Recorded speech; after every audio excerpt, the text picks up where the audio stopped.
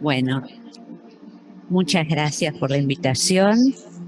Este, por supuesto, a la Facultad de Psicología, al Instituto de Psicología, Educación, Desarrollo Humano, Gabriela, este, a todo el equipo y, y bueno, además gracias por venir de nuevo a, a escucharme, porque la verdad es que estuve repasando las ponencias y los PowerPoint que había ido a lo largo del tiempo trayendo acá y digo, ¿qué voy a decir? ¿No?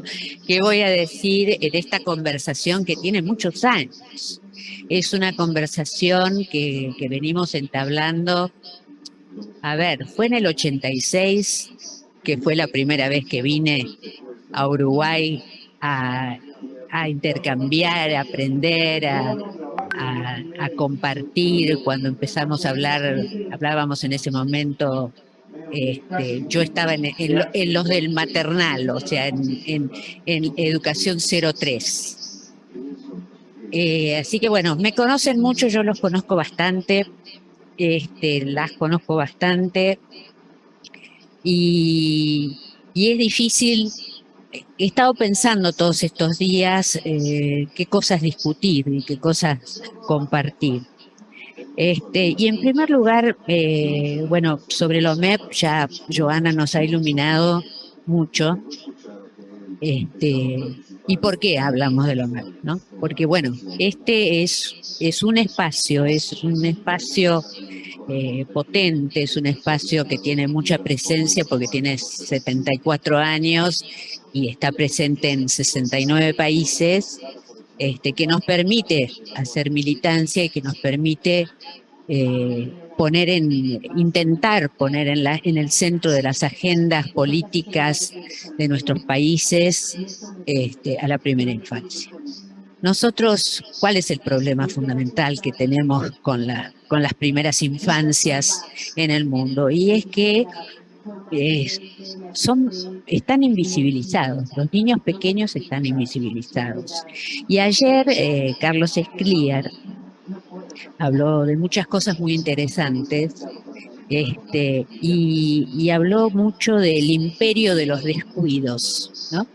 Y yo creo que si hay algo que podemos decir vinculado con las primeras infancias, es que en el mundo están viviendo en el imperio de los descuidos, y que son muchos los descuidos derivados por una multiplicidad de razones y porque abordar el campo complejo de las políticas públicas o la ausencia de políticas públicas y la ausencia de protección de los derechos de las infancias es un tema completamente difícil de analizar, lleno de actores distintos.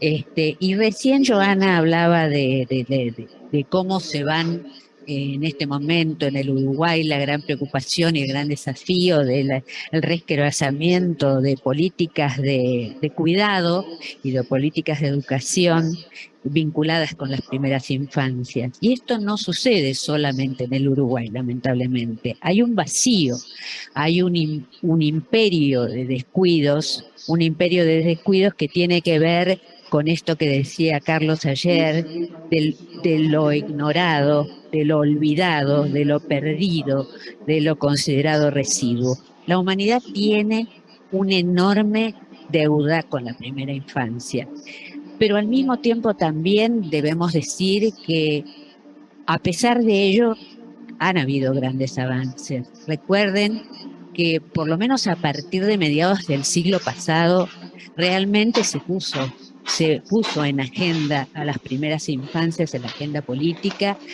y pensando en que la primera infancia, como lo dice la observación general número 7, es la etapa desde el nacimiento hasta los 8 años, podemos pensar que han habido enormes avances, que han habido grandes esfuerzos por concretar los derechos, sobre todo de los niños que tienen 4, 5, 6, 7 años. Los más invisibles, sin ninguna duda, han sido y siguen siendo los niños del nacimiento a los 3 años que están, eh, digamos, realmente hay una coyuntura que hace que estén, no me gusta decir privatizados dentro de la familia, pero es algo así, ¿no? Es a las familias a las que se las responsabiliza absolutamente por el cuidado, la educación, el bienestar, el desarrollo en la mayoría de los países. Porque, digamos, esto tal vez en el Uruguay no se sientan tan identificados con identificadas con este diagnóstico, porque nosotros, tanto en Uruguay como en Argentina, tenemos una tradición muy fuerte de política pública. Desde la constitución de nuestros estados siempre se ha pensado en las infancias de distinta manera, por supuesto. De hecho, se la fragmentó a la infancia, ¿no es cierto? Había una infancia normal que venía por el camino de la pedagogía, la psicología y demás, y por el lado de los sistemas escolares, y había una infancia en situación irregular que venía por el lado atendida por el lado del desarrollo social, de los abordajes inclusive judiciales, ¿no es cierto? Eso tendió a ser superado, tiende a ser superado ese paradigma a partir de la implementación de la convención en nuestros países y todo lo que eso significó, todo ese avance que significó. Sin embargo, hoy vivimos grandes frustraciones. Vemos que muchas políticas que creíamos consolidadas, muchas perspectivas que creíamos consolidadas están en crisis, están debilitadas, están siendo atacadas, este, hay soluciones o alternativas políticas dentro de nuestros países que disminuyen, debilitan al Estado en toda su capacidad protectora de derechos, protectora además no solamente de los derechos directamente sobre los niños, sino de la protección de las familias para que las familias puedan proteger derechos, ¿no? Entonces vemos, por ejemplo, que en el mundo hay alrededor de 1.000 millones de niños pequeños, menores de 8 años, que hay cientos de miles de niños que por lo menos tienen una privación de alguno de los derechos fundamentales, y ustedes saben que los derechos están interrelacionados, son interdependientes, por lo tanto, un derecho vulnerado implica la vulneración de muchos otros derechos. Hay 100 millones de niños en situación de pobreza multidimensional.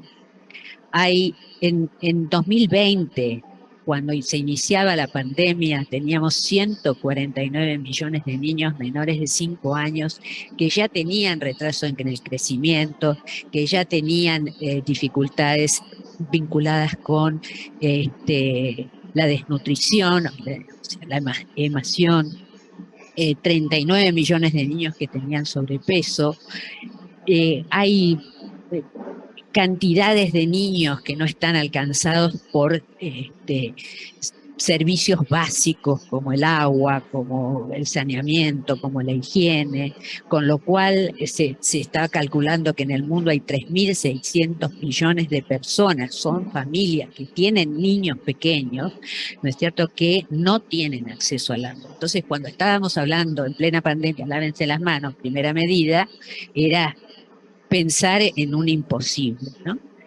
Pensar en un imposible y tantas otras cosas. Por ejemplo, una de las obligaciones que tenemos, que tienen todos los estados del mundo, que lo han firmado a partir de la aprobación de la Agenda de Desarrollo Sostenible, es garantizar al menos un año de educación preescolar antes de la escuela primaria. Sin embargo, la mitad de los niños de 5 años del mundo no van al jardín.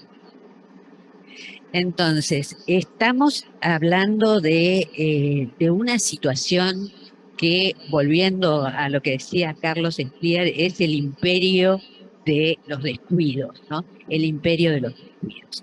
A pesar de que ahora, por ejemplo, me toca y tengo la suerte de participar en un documento que se está armando de diagnóstico de lo que pasa con la educación y cuidado de la primera infancia en América Latina, y si lo comparamos con otras regiones del mundo, tenemos realmente una alta capacidad de ofrecer acceso, ¿no? De ofrecer oferta educativa, pero vuelvo a insistir, en las edades más de 4, 5 años, ¿cierto? 6, 7, ya están en primaria, para lo que tiene que ver con el acceso. Pero bueno, también el desafío está vinculado con la calidad que tenemos que ofrecer para que verdaderamente la educación sea educación y el cuidado sea cuidado. Y en este sentido, una de las tareas que tenemos las ONG, yo trabajo también, soy parte de un comité que se llama el CCNGO, dentro de la UNESCO, que somos las organizaciones civiles que estamos ahí molestando para que se cumpla la agenda y los compromisos mundiales y regionales. Ahí adentro nos autodefinimos las organizaciones de la sociedad civil como las avispas que estamos todo el tiempo tratando de picar a los estados para que los estados cumplan con lo que tienen que hacer. O sea, que no sea letra muerta. Toda esta lucha por los derechos humanos que ha llevado tantos años remontar, ¿no es cierto? Y que justamente por esa lucha tenemos una convención en el mundo. Tenemos una convención porque hubo militantes de derechos humanos. Tenemos una observación general número 7 porque también nosotros estuvimos en ese equipo que hizo el borrador de la observación 7. Nosotros, me refiero a compañeras de la OMEP que fueron parte del equipo junto con la UNICEF, junto con un montón de otras ONGs, y también, por supuesto, con jefes de Estado. Y seguimos ahí al pie del cañón, porque insisto, todavía no tenemos políticas de Estado y entonces realmente consolidadas, entonces dependen un poco de los vientos de los gobiernos y realmente un derecho de un niño pequeño no puede depender del viento de los gobiernos, ¿no es cierto? Y no podemos seguir aceptando esto del imperio del descuido. Entonces, ¿cómo interrumpir esto, no? ¿Cómo interrumpir el imperio de los descuidos y cómo llevar adelante una construcción de política pública para que efectivamente se realicen los derechos de los niños pequeños? Y ahí, en América Latina, la respuesta, y en el Ese mundo color que entero, la usa cuando está respuesta por siempre cubrirla, es: como cuando el dragón vio si los necesitamos un jueces como Estado Dorothy, mucho o más cuando habló en sólido. la audiencia por Y los esto lo memorandos ha con Irak. demostrado la En esta pandemia. oportunidad, ella fue Cuando por dos lados. En un primer momento respondió acusaciones del fiscal, comienza la remarcó que en pandemia, su momento primero el la justicia de Santa Cruz cerró desconcierto, la no causa por sabíamos qué falta de hacer, el mérito, negó pánico una porque sociedad teníamos con todos Lázaro de Báez, señaló morirnos, que las pericias y los este, testigos supuestos por la propia fiscalía no confirmaron la acusación y después la se falta preguntó de dónde de salieron los 9 millones de confinamiento, la dólares falta que de revoleaba en contacto bolsos Coteló. social, El etcétera. otro día me enteré que Los nunca últimos lo eran los revoleó, niños pero que está pequeños, en el inconsciente ¿cierto? Los colectivo, como últimos que en Isabel todas las Santi decía en carne, ¿qué decisiones. pretende usted de mí? Tuvimos que salir a Volviendo, militar Cristina a sacó la pase ante unos calle, chats de ¿no es López en cierto? los que Y hablaba salir con el a empresario hermano militar de la vida del que Mauricio, Nicky Caputo, dos salía de a la programas calle un pagos de perro y exposiciones, no podía hace el salir un lobby en el niño, Instituto de la ¿sí? Vivienda Porteño, Entonces, pero también y cómo programan salir encuentros, y desde dónde almuerzos, salir y cómo ir volviendo, ¿no es cierto? A las instituciones, cómo darles espacio a los niños pequeños, porque además se daban Sánchez Córdoba, los macrista y ex gobiernos en tesorero de general Boca durante la gestión y del en plan general los Angelici, medios de el mismo de comunicación la meta judicial. social y los Rosca, negocios y políticos y deportes. demás, Más macrista no siempre se se consigue. imaginan una Después Cristina también infancia, recordó no la se obra del imaginan soberano las Walter Arneso y infancias. la Y las crítica del infancias de pobre América del Latina intelectual están español atravesadas por la conocido como pobreza y la Fidel Arnulfo desigualdad. de Sudamérica. ¿Sí? Y las infancias del mundo también, o sea, en muchísimos países del mundo pasa lo que pasa en América Latina, vinculado con como dice la convención, la introducción de la convención, niños en circunstancias difíciles. Y son muchos, y están fuera de los sistemas. Entonces, por esa razón, tiene que haber, además de un desarrollo político, de investigación y demás, todo eso, la investigación y la universidad y la carrera de psicología, digamos, tiene que servir para transformar el mundo en un lugar mejor y para que los niños estén en un lugar mejor, no para acumular títulos, ¿sí?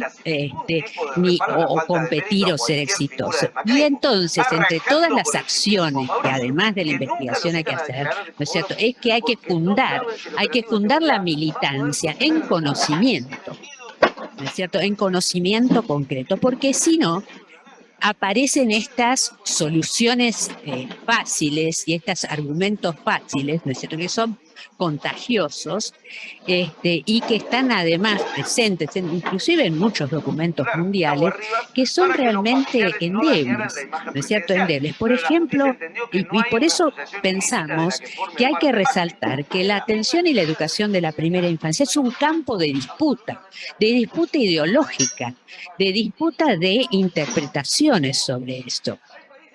Y hay una narrativa dominante, por ejemplo, en los documentos, el uso fundamentalista de las neurociencias, por ejemplo, como argumento explicativo de qué es lo que pasa con las primeras infancias, ¿verdad?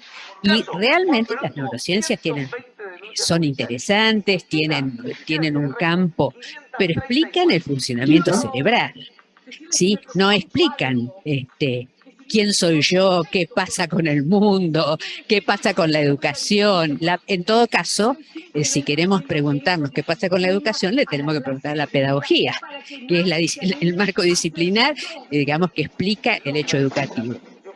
Pero además, yo creo que hay que sumar miradas, ¿no es cierto?, sumar miradas integradoras justamente sobre la base y la convicción de que los derechos están integrados y que por lo tanto ni la OMEP, ni el ministro de Educación, ni cada uno de nosotros tenemos la razón verdadera de lo que le pasa a la infancia, pero todos juntos sí podemos trabajar juntos para resolver de manera integral cuál es la problemática y poder proteger derechos.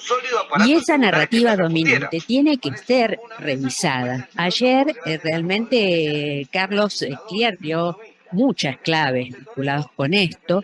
Habló, por ejemplo, de dos problemas muy claros. Uno es el conocimiento utilitario y el otro es entender el progreso solo como progreso tecnológico. Me parece ideas muy interesantes para retrucar y de alguna manera romper con esa narrativa dominante. Otro aspecto importante que ahora yo estoy muy preocupada porque está presente en la nueva programación y en los debates de la nueva programación del próximo Congreso Mundial sobre Educación y Cuidado de la Primera Infancia es el tema económico. Sin ninguna duda, para poder proteger derechos necesitamos financiamiento. Y hay que pelear por el financiamiento. Yo nunca pensé, dedicándome a los niños pequeños, nunca pensé que iba a estar en grupos debatiendo justicia tributaria. Pero hoy mi tema es justicia tributaria, ¿sí? Pero no es la tasa de retorno, no es lo mismo. No es lo mismo decir que si tomar los argumentos de Heckman, ¿sí? Yo particularmente no estoy de acuerdo con tomar unilateralmente la interpretación de que si invierto en primera infancia voy a tener una tasa de retorno de 17 veces. En cambio, si invierto en un chico de secundario, voy a tener menos tasa de retorno. Sinceramente, no es el argumento.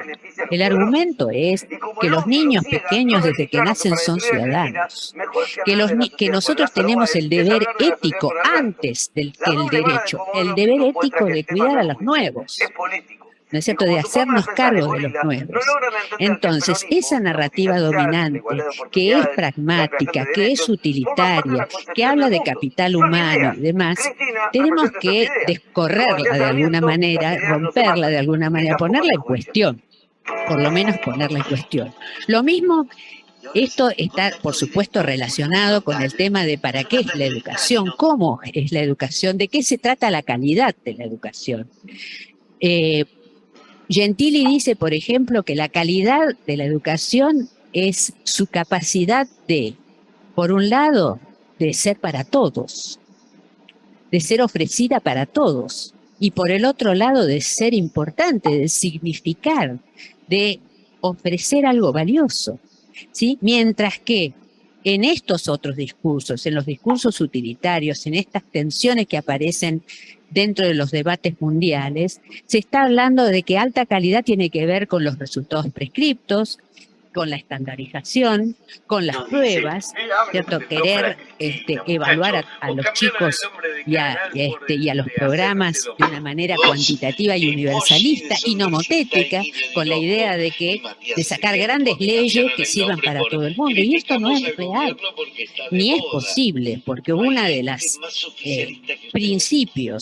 los principios vinculados con los derechos humanos y sobre todo con el derecho a la educación es que tiene que ser adaptable, tiene que ser aceptable. ¿Y aceptable qué quiere decir? ¿Y adaptable qué quiere decir? Que tiene que ver con la cultura de los niños, con la edad, con su momento de desarrollo, ¿no es cierto? Con sus circunstancias, con su familia. Entonces, todas esta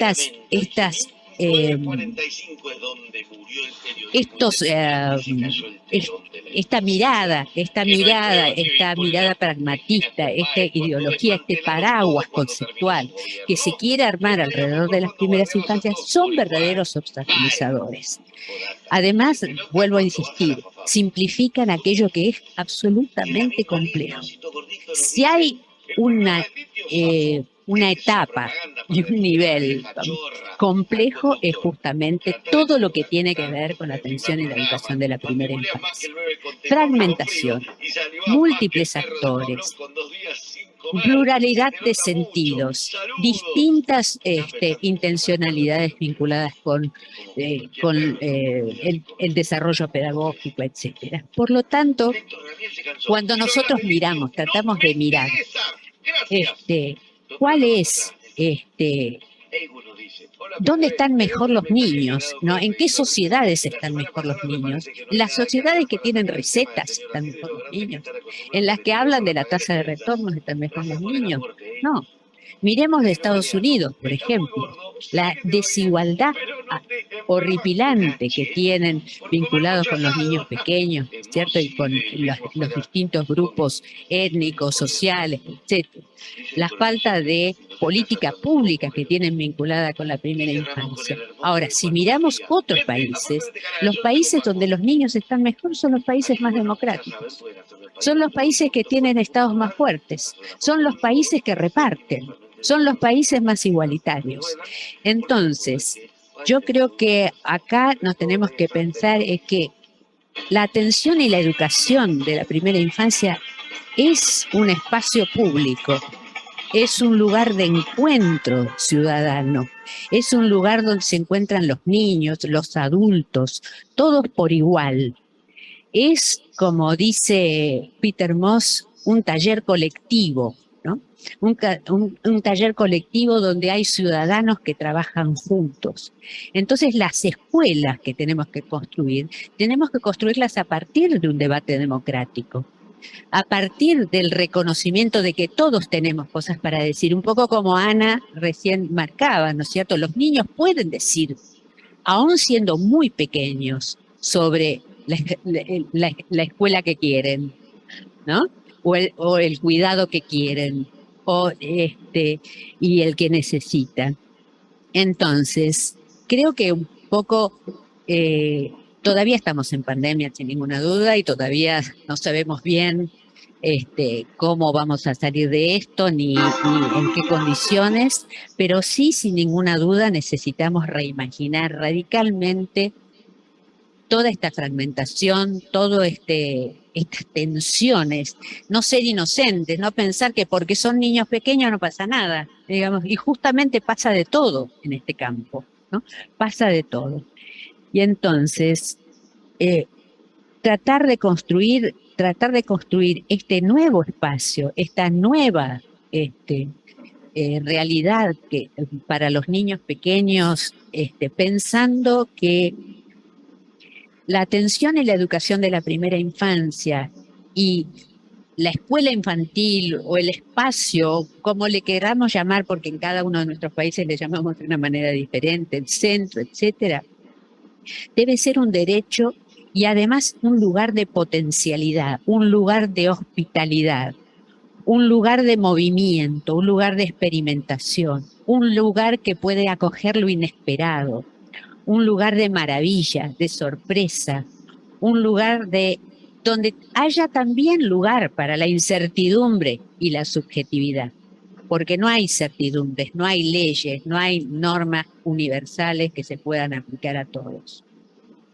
Y en este sentido, ahora vamos a tener una oportunidad de oro en el mundo porque se va a hacer después de 12 años el segundo congreso vinculado a la atención y la educación de la primera infancia con un nivel interesante vinculado con el tema político, que es un nivel 2 de reunión de Naciones Unidas. Esto significa que van a haber jefes de Estado, que van a haber ministros, no solamente de educación, sino de desarrollo, de economía, etcétera. Y se está pensando en un congreso importante y en un congreso donde podamos poner definitivamente a la primera infancia en el centro de la agenda pública. Uno de los temas, por supuesto, centrales será el financiamiento, pero también la resignificación de lo que es la inclusión, que recién lo marcabas muy bien, la inclusión, la calidad, el bienestar, un congreso donde se empiecen a sacar los velos que tapan la realidad de lo que son los educadores, el personal vinculado con la educación y el cuidado de la primera infancia, que es múltiple, que no solamente son nuestras maestras tituladas y nuestros maestros titulados, sino también las madres cuidadoras, las cuidadoras comunitarias, los educadores empíricos. O sea, ¿qué pasa con todo esto? ¿Cierto? Pero fundamentalmente yo creo que pensando en los niños, y acá también hay peleita. Por ejemplo, uno de los ítems del Congreso dice resiliencia e innovaciones, ¿no? Y yo digo, a ver, ¿por qué no decimos pedagogía? ¿No? ¿Por qué no hablamos de pedagogía de nivel? Y entonces ahí adentro de esa bolsa de resiliencia e innovaciones está aprendizaje basado en el juego, tecnología, inteligencia artificial, servicio de aprendizaje. O sea, a ver, los sentidos que esto tiene. Por eso yo creo que tenemos que estar súper atentos y atentas a todos estos procesos, porque estos procesos son, como decía Paulo Freire, no son solamente pedagógicos, ¿sí? Son políticos y son pedagógicos, las dos cosas. Y son psicológicos, y son antropológicos, y son sociológicos, digamos, y tienen muchas posibilidades de mirada. Y en ese sentido, entonces, es que bueno, es simplemente tirar mis preocupaciones, compartir con ustedes mis preocupaciones y continuar con esta conversación que venimos llevando hace muchos años ya. Perdonen si fui medio despelotada para abordar la temática, pero realmente es muy compleja de abordar, pero tenemos que tener un horizonte muy claro y muy comprometido, ¿no? Vuelvo otra vez a Paulo Freire, la pedagogía debe ser más política y la política más pedagógica. O sea, intentar ese entrecruce, intentar